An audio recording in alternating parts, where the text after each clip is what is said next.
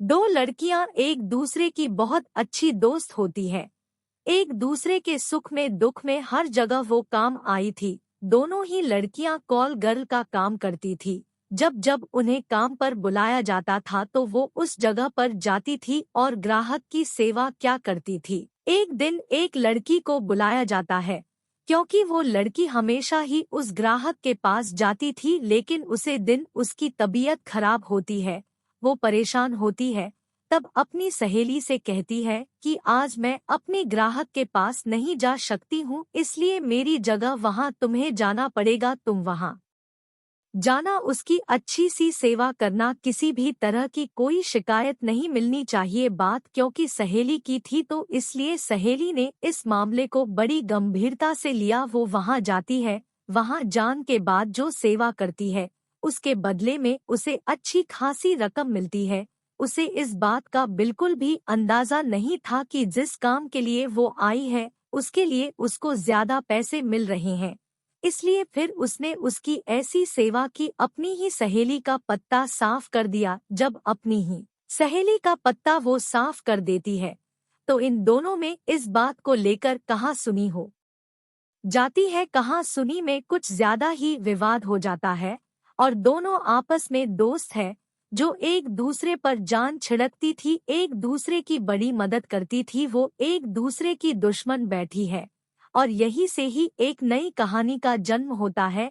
ऐसी कहानी जहाँ जहाँ तक जिस जिस इलाके तक ये कहानी सुनी गई थी, लोगों को यकीन नहीं हो रहा था कि ऐसा भी हो सकता है। वाकई आज की कहानी बड़ी दिलचस्प है, बड़ी अजीबोगरीब का। स्वागत है आप सभी का मिस्ट्री विद सैनी में। आज की जो सच्ची घटना मैं आपको सुनाने जा रही हूँ, ये सच्ची घटना है उत्तराखंड प्रदेश का एक जिला है उधम सिंह नगर, और उधम सिंह नगर जिले का ही एक शहर लगता है काशीपुर। दरअसल काशीपुर क्षेत्र का एक थाना है, आईटीआई थाना क्षेत्र। वहां का रहने वाला एक व्यक्ति, एक महिला जो कि श्यामपुर की रहने वाली है, उसको व्हाट्सएप पर कॉल करता है। कॉल करने के बाद कहता है कि आज मैडम मस्ती करने का बहुत मन कर रहा है, मैं चाहता हूँ कि आप मेरे पास एक लड़की भेज दो। जब लड़की की डिमांड की जाती है, एक कॉल गर्ल की डिमांड की जाती है, तो उसको लेकर वो महिला पहले तो उसकी तस्दीक करती है कि ये जो व्यक्ति है सही भी है या फिर वैसे ही है। उसने कहा कि तुम्हें कुछ पैसे एडवांस भी देने पड़ेंगे। बात जब एडवांस के पैसों की आई है तो वह लड़का कहता है मुझे कोई दिक्कत नहीं, कोई ऐतराज नहीं है, लेकिन पैसे मैं तभी दूंगा जब मुझे दिखाओगे कि आप किस तरह की लड़की भेजना चाहती हो। अब बात आई है कि लड़की पार्ट टाइम के लिए यानी कि कुछ घंटा के लिए बुलाई जा रही थी या फिर पूरी रात के लिए बुलाई जा रही थी। तो लड़का कहे उठाता है कि उसे पूरी रात के लिए लड़की चाहिए और जो आपके पास अच्छे से अच्छी लड़की हो मुझे वो भेजना। जब ये अच्छी से अच्छी लड़की भेजना की बात आई है तब वो कहती है ठीक है, लेकिन इसके लिए कर ज्यादा लगेगा। कर ज्यादा वाली बात भी थी। उसने बोला मैं तैयार हूँ इसके लिए। व्हाट्सएप पर उसको कुछ लड़कियों की फोटोग्राफ्स भेजे जाते हैं और उन फोटोग्राफ्स में से कोई भी एक सुंदर लड़की को उसे सिलेक्ट करना था, छांटना था। जी लड़की पे वो हाथ लगेगा, इसके बाद उसको रकम बताई जाएगी कि इसकी कितने रुपए हैं। 15 लड़कियों के फोटोग्राफ्स भेजे गए थे, लेकिन उसने 15 लड़कियों को रिजेक्ट कर देता है।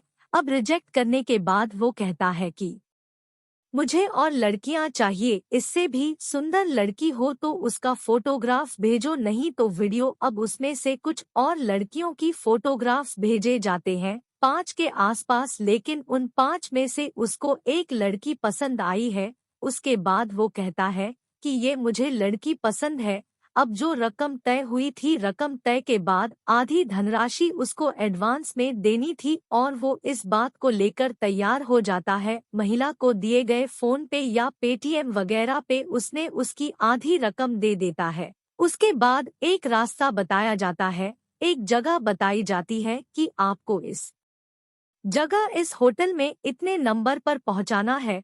और बताए हुए रास्ते के हिसाब से ही जो महिला थी उसकी या कॉल गर्ल थी वो उसे रास्ते पर पहुंच जाती है। शाम के जैसे ही रात के लिए 7 या 8 बजे के आसपास का वक्त जो तय था उस टाइम में वो लड़की पहुंच जाती है। और जैसी दरवाजा खोल के देखते हैं तो दरवाजा खोलते ही लाइट जलती है। लाइट जलने के बाद देखते हैं कि सामने बेड पर कोई और नहीं बल्कि इसका पति लेटा हुआ है, जिसका नाम आलोक शर्मा होता है। आलोक शर्मा को देखते ही उसकी पत्नी पूजा शर्मा इस बात को लेकर इनमें काफी विवाद भी हो जाता है, कहा सुनी भी हो जाती है। वो कहता है कि तुम यहाँ क्या कर रही हो, वो कहती है कि तुम यहाँ करके क्या कर रहे हो। जब एक दूसरे से देखते हैं तो शुरुआत में तो दंग रहा था कि शायद ये गलती से इस कमरे में आ गई है, लेकिन लड़के ने लड़की को बुलाया था और लड़की बुलावे पर ही वहाँ पर आई थी, इसलिए ये धोखा नहीं था बल्कि बिल्कुल जो था वो सही था। महिला को समझने में जरा सा भी वक्त नहीं लगा। उसे इतना गुस्सा आता है कि वो अपने पति के साथ मारपीट तक उतारू हो जाती है। और जैसे ही मारपीट पर उतारू हुई थी तो पति उस पर भारी पड़ जाता है। वो अपनी पत्नी को वहाँ पर पीटना शुरू कर देता है। होटल के अंदर जब इस तरह से अपनी पत्नी को पीट रहा था तो उसकी चीख निकालने लगती है, वो शोर मचाने लगती है। और जैसी चीख और शोर मचाने का आवाज सुनते हैं तो आसपास जो होटल में लोग थे या होटल में जो काम करने वाले कर्मचारी थे वो भी दौड़कर मौके पर पहुंचते हैं और देखते हैं कि एक महिला एक पुरुष आपस में झगड़ा कर रहे हैं, लेकिन ये कोई नहीं जानता था कि ये दोनों आपस में एक दूसरे के पति और पत्नी हैं।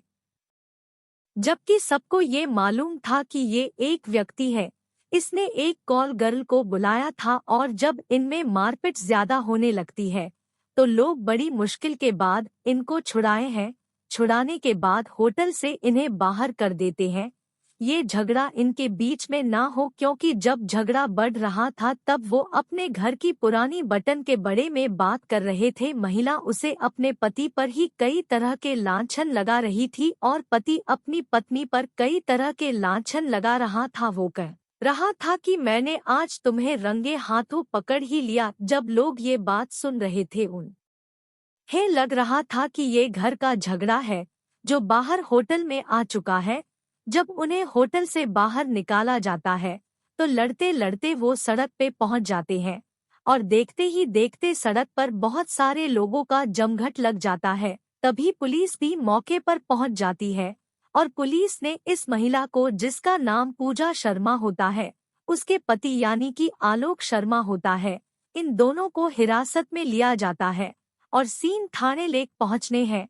ITI थाने ले जाने के बाद जब इसे बातचीत करने की कोशिश कर रहे थे तब लड़का कहता है कि इस लड़की से उसकी परिवार की सहमति के बाद शादी हुई थी, लेकिन शादी के बाद से ही ये ज्यादातर अपनी मायके में रहने लगती है और जब मायके में रहती थी तो मेरे परिवार वाले घर वाले ज्यादा परेशान रहने लगे थे। कुछ लोगों से मुझे पता चला था कि तुम्हारी बीबी गलत कम करती है, धंधा करती है, और जब उसे यह पता चला था तो सही यकीन नहीं आ रहा था। उसने अपनी पत्नी से जब ये बात पूछी थी तो पत्नी ने बेवजह लड़ाई करना शुरू कर दिया, झगड़ा करना शुरू कर दिया और जब झगड़ा होता है तो इसी बात को लेकर इन दोनों के बीच में लगातार विवाद होने लगता है। 2-3 साल पहले शादी हुई थी, लेकिन शादी ज्यादा दिन टिक नहीं पाती। कुछ ही दिनों में, कुछ ही महीनों में ये शादी टूटने की गागर पर जाती है और महिला ज्यादातर वक्त अपने मायके में रहने लगती है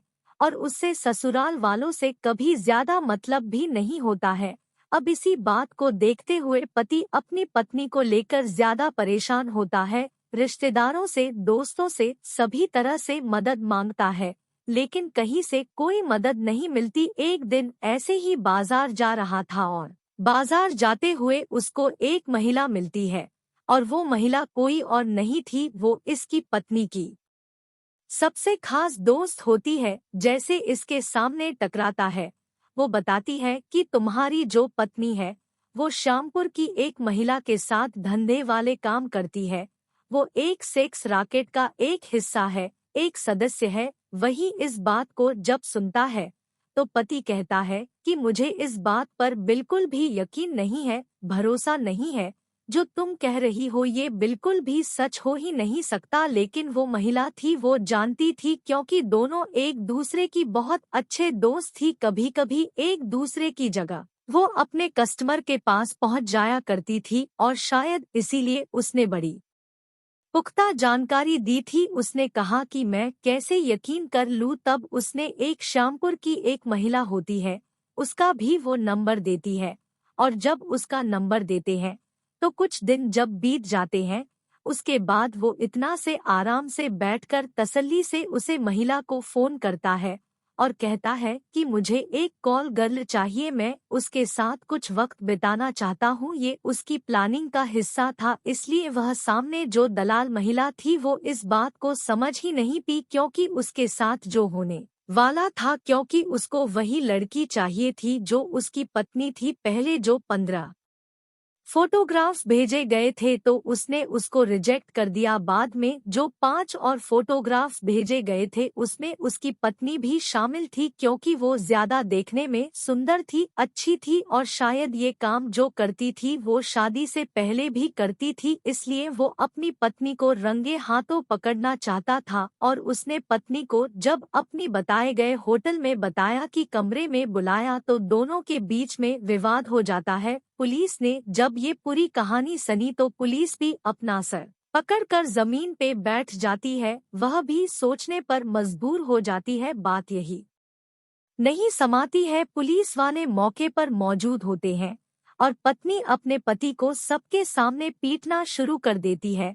वह कहती है कि इसका कई लोग महिलाओं के साथ अवैध संबंध है, यह दहेज की मांग करता है, और जबकि पति यह कह रहा था कि मैंने इसको रंगे हाथों पकड़ा है। लेकिन श्यामपुर की उसे महिला को भी बुलाया जाता है, जी महिला के मध्य से यह अलग अलग ग्राहकों के पास जाया करती थी। उसके बाद फिर इन दोनों में बीच में समझौता हो जाता है, लेकिन जो महिला सेक्स रैकेट का धंधा चलाया करती थी, पुलिस ने उसको गिरफ्तार किया, उसे पर संबंधित धाराएं लगे। लेकिन जो पति और पत्नी थे वो एक दूसरे से पहले तो ये वहां से चले जाते हैं कंप्रोमाइज करके, लेकिन कुछ समय के बाद फिर से एक दूसरे के खिलाफ शिकायत वगैरह करना शुरू कर देते हैं। जो इस इलाके के एसपी होते हैं राजेश भट्ट, वो भी कहते हैं मीडिया से कि इस पति और पत्नी के बीच में इस तरह का विवाद उन अपनी जिंदगी में पहले बार देखा है। वो समझ नहीं पा रहे थे कि इसमें किसकी गलती है किसकी नहीं है।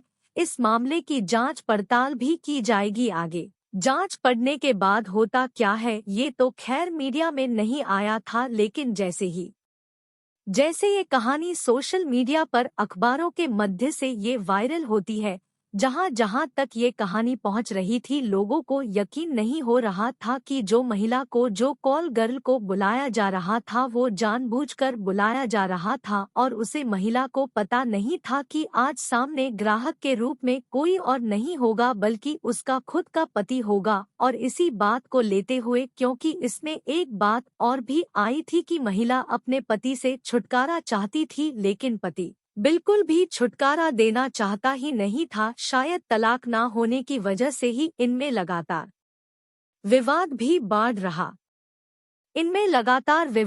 बढ़ रहा था। दोस्तों, इस पूरे घटनाक्रम को सुनने का उद्देश्य किसी को परेशान करना नहीं है, किसी का दिल दुखना नहीं है, बल्कि आपको जागरूक करना है, आपको सचेत करना है। आप जहां भी रहे अपना ख्याल रखें, सुरक्षित रहे। जय हिंद, जय भारत।